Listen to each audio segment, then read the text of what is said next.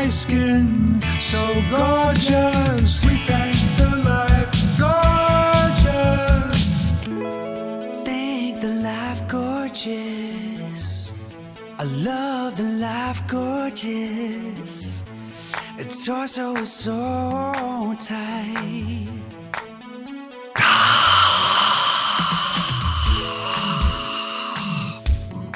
An exhale of love from Lord Kilby. Welcome to the Life Gorgeous. My name is Craigers.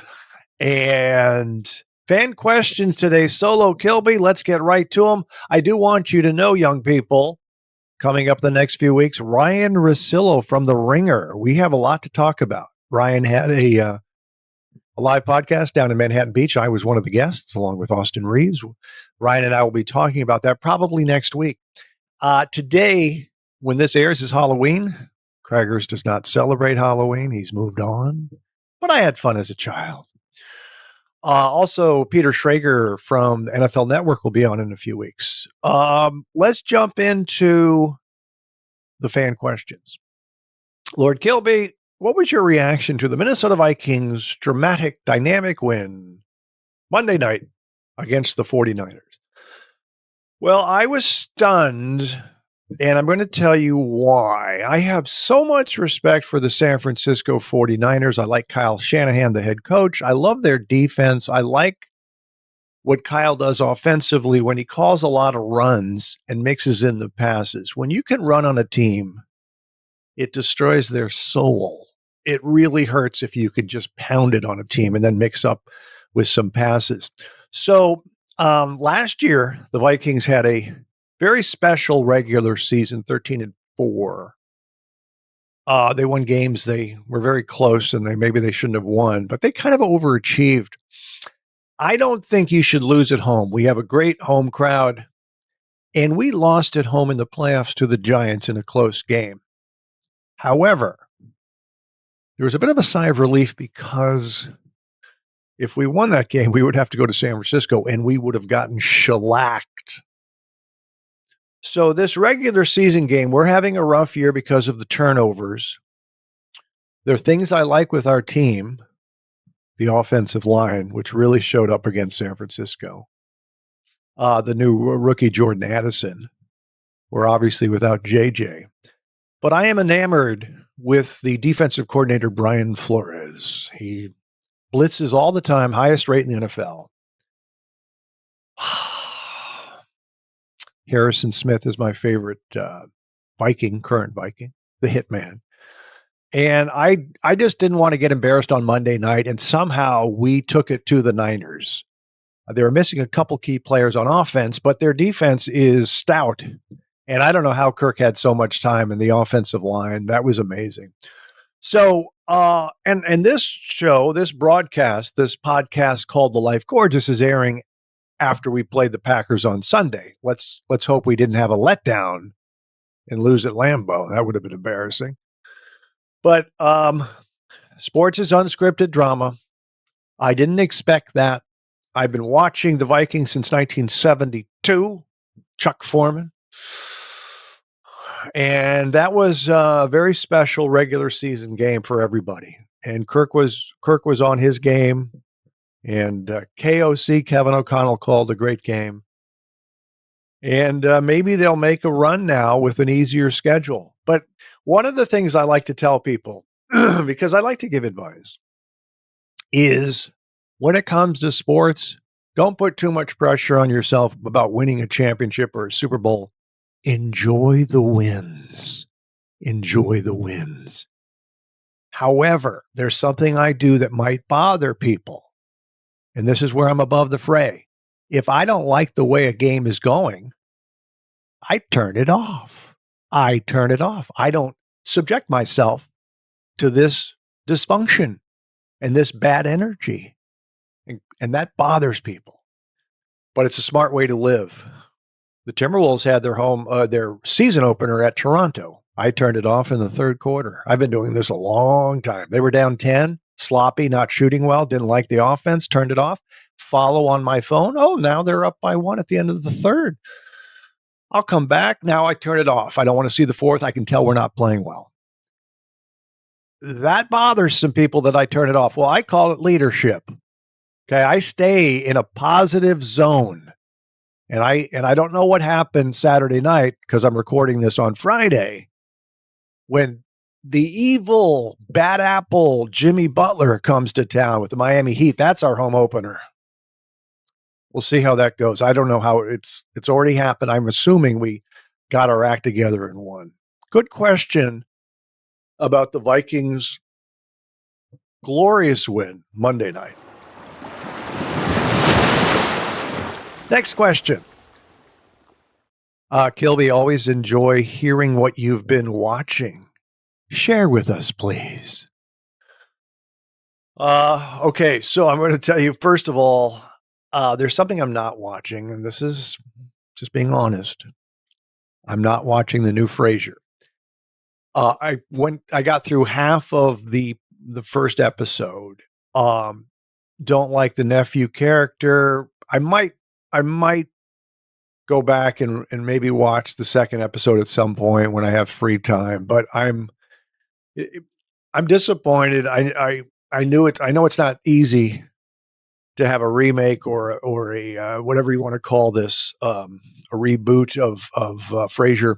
It does not affect my love of the original Frasier, which I've gone on record saying is easily my favorite sitcom of all time. Kelsey Grammer is brilliant, but I'm not watching the new Frasier. Just being honest. But you asked what I'm watching. Bosch Legacy. I'm watching Bosch Legacy. I enjoyed Bosch, the Amazon series, and now he was a new LAPD. Now he is a private investigator.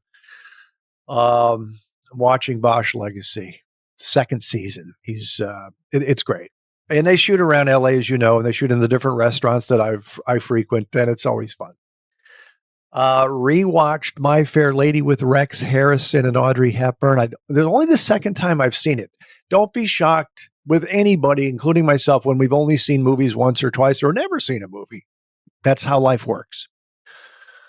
Rex Harrison was fabulous, as was Audrey Hepburn. I enjoyed it. I do want you to know it was 1964, My Fair Lady, and Rex Harrison got the Oscar that year for Best Actor over two of my favorites, Peter O'Toole and Richard Burton in Beckett. I highly recommend Beckett.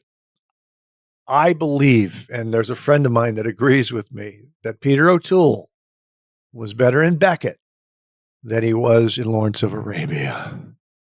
Mainly because he's screaming the whole time, projecting, being a despot.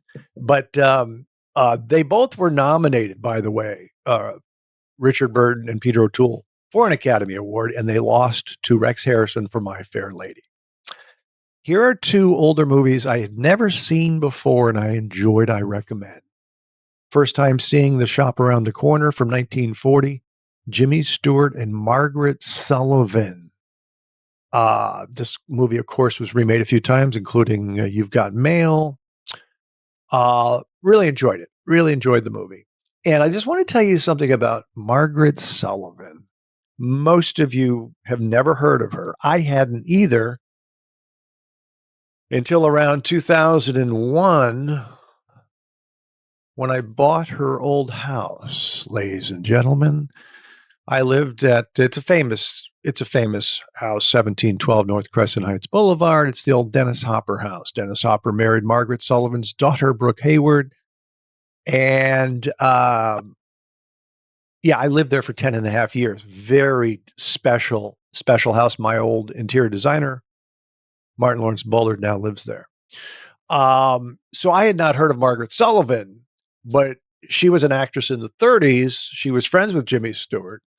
And so I buy this house. I'm doing the CBS Late Late Show. I go to work. I see George Siegel. He's a guest. I say hi to him backstage. I said, "Hey, George." I had interviewed him before. Great guy.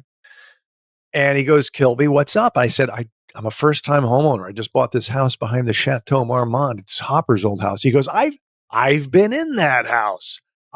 The living room is 2 steps down into the living room with a barrel ceiling. I go, that's correct. He goes, I was talking to Jimmy Stewart there.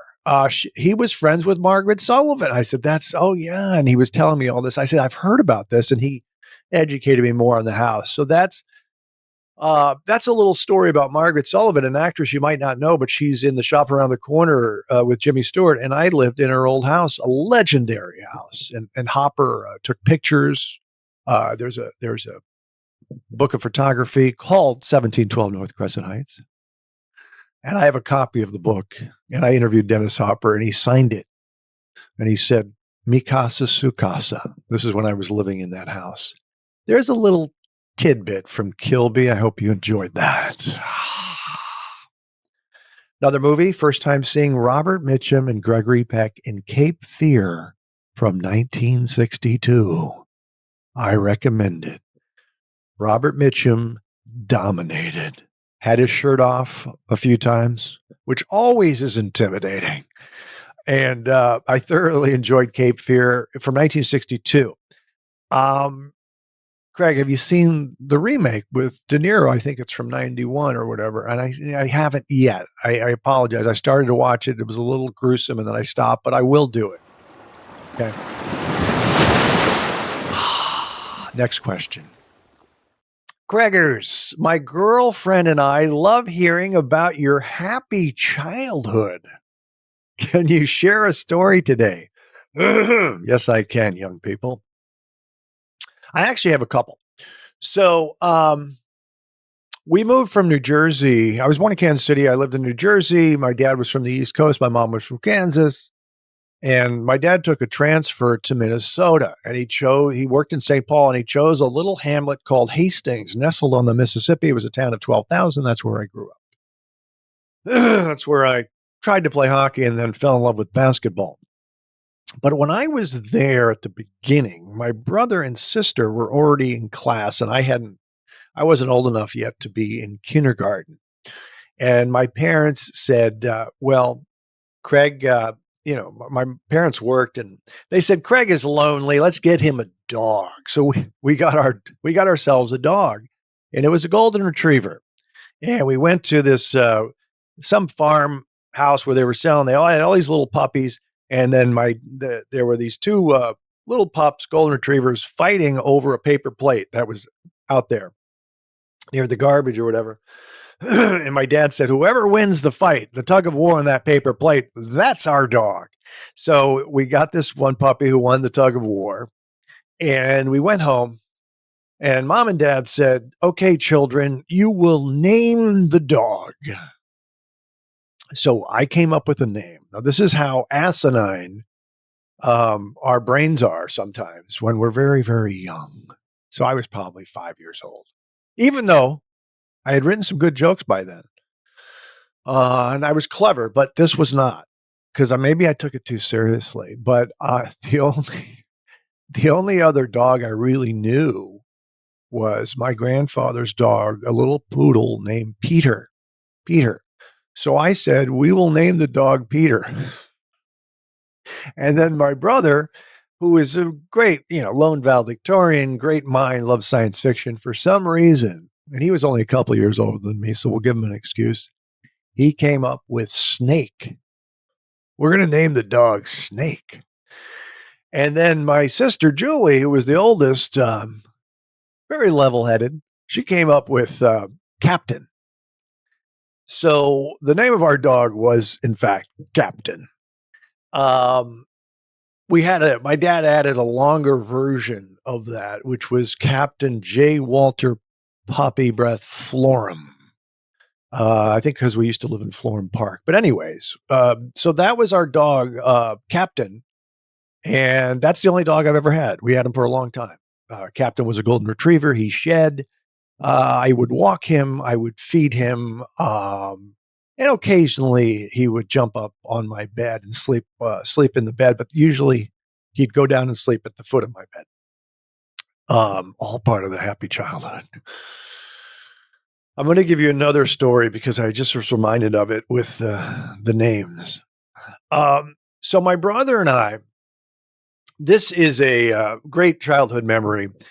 We would, let's say fifth or sixth grade, and my brother was then a couple years ahead of me, and we would go down to the basketball park, and instead of working on our games, we would practice being introduced during warmups, and then for the right before the game, we would be introduced, and we would practice jogging out, looking cool, and dapping up our teammates, because I used to watch Walt Clyde Frazier be introduced with the Knicks, and he was so cool as he jogged out there in his Pumas and his warmups, and then he dapped the teammates. So we were so pathetic that instead of working on our basketball skills, we would practice jogging out and looking cool. And on top of that, ladies and gentlemen, my brother in his creative mind would come up for names for us as ball players. We weren't Chris and Craig Kilburn. My brother was Satchel Holland. Satchel Holland. And I was Sweetwater Gilmore. And there's more. Sweetwater Gilmore had a nickname. His full name was Sweetwater Golden Boy Buttercup Gilmore. Little blonde towhead coming out for warm-ups, being introduced. Golden Boy Buttercup. Occasionally, when I'm drinking in a bar with my brother, he will look at me and say, "Cheers to Golden Boy Buttercup." I just think it's funny that instead of working on our basketball skills, we were working on being stylish and being cool and having cool names. Ladies and gentlemen, let's see what else we have here. Kilby, we know you eat out a lot, but what are you cooking? I'm just looking at my notes here. What are you cooking this week? So I do cook at home a lot. And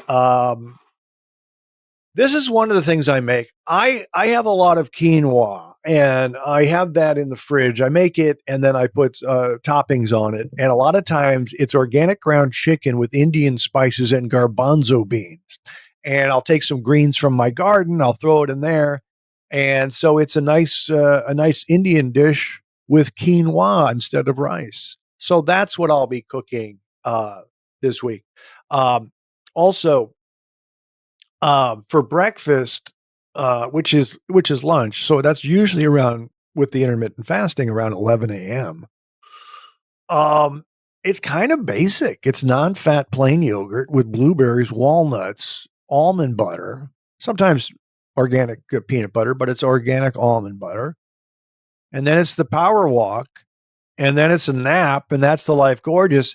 And now, as we transition into the NBA season, I won't be watching as many movies. I'll be watching the Wolves, and unless I have to quietly turn it off, but I still follow the score. And I'm ready. If there's a comeback, to get back, turn it on, watch the fourth quarter after the fact. This bothers some people. Others are saying, ingenious, Craigers. Why stress out over the Wolves or the Vikings?